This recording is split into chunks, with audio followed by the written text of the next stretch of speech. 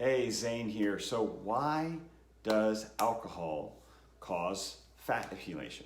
Okay, so I know a lot of you are going to say, oh, it's the carbs or it's all the calories. Well, I mean, with certain alcoholic drinks like beer, which really doesn't have much alcohol compared to other drinks, but has a lot of calories and carbs from the fact that it's made from wheat, yes, that's true. Yes, that will put weight on anybody. It's usually around the middle. It's because of all the wheat and the mixture with alcohol. But when you're talking about something like straight alcohol or even wine, which maybe has like 4 grams of carb per glass, 4 grams, it's nothing. You'd have to drink a lot of wine for that to really add up in terms of carbs and calories.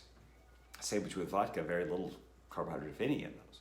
So what is it about alcohol that causes us to store fat, particularly around the middle, even cause maybe an increase in waist size that many of us see as we get older, year by year? That subtle increase in waist. You gotta let the belt out a bit.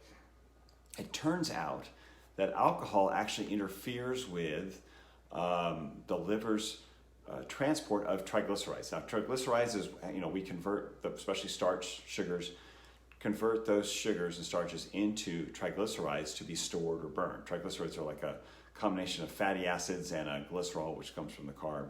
So basically, the liver turns the carbs into triglycerides to be stored or to be shuttled into the bloodstream to be stored as fat, okay, in fat cells, or possibly to be picked up by a muscle if insulin's not moving it to a fat cell, to be burned, okay? So when alcohol is present in the liver, it can actually interfere with the transport of these triglycerides. So now that sounds good. You say, oh, good, it's not sending those triglycerides to my fat cells. Well, since it's not leaving the liver, they stay there and build up as fat, which causes fatty liver, which many of you have heard of, alcoholic fatty liver disease, right? So you don't have to be an alcoholic to have fat accumulating in your liver. It happens every time you drink some alcohol. It's going to interfere with that triglyceride transport, and they build up. So the more often you drink, or the more that you drink, it builds up in the liver, and then once that's visceral fat. You've probably heard of visceral fat. Visceral fat is what builds up. It's not under the skin fat. It's a fat that's in the trunk. It's around the organs, starting with the liver, and then works its way onto those other organs. That's what makes it so dangerous. It's so far more dangerous than the fat we have right under the skin that we don't like, that doesn't look good, it makes our clothes fit poorly.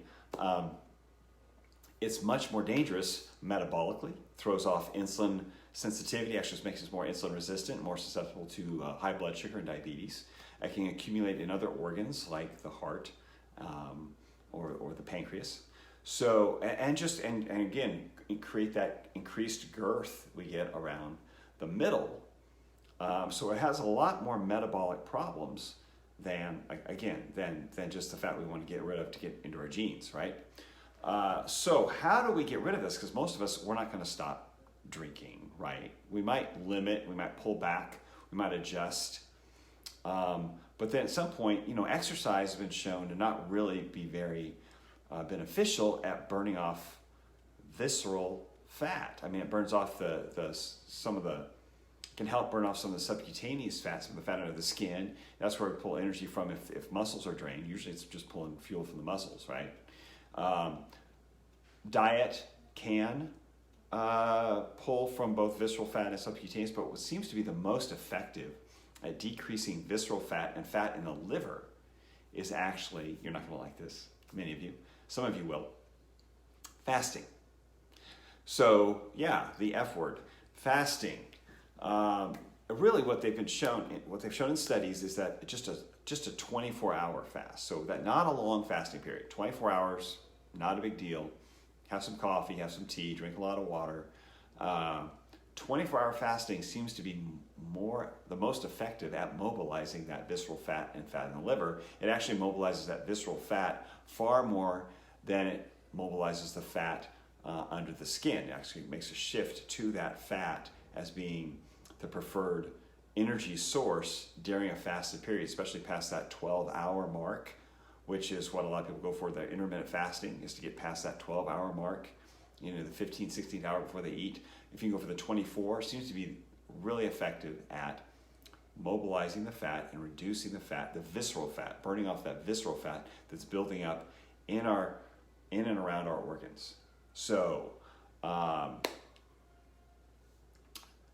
yeah, something to think about. So if you have questions about this, feel free to post them below. I talk about fasting quite a bit and low carb dieting, but when it comes to getting that visceral fat, the best mobilizer has been shown to be, what they've shown in studies, 24-hour fast, which someone might do once, possibly twice a week if they really want to get after it and get that visceral fat diminished and start improving maybe some insulin sensitivity and how well your body responds to the food that you eat. So how much of it you store in muscles versus going straight to fat.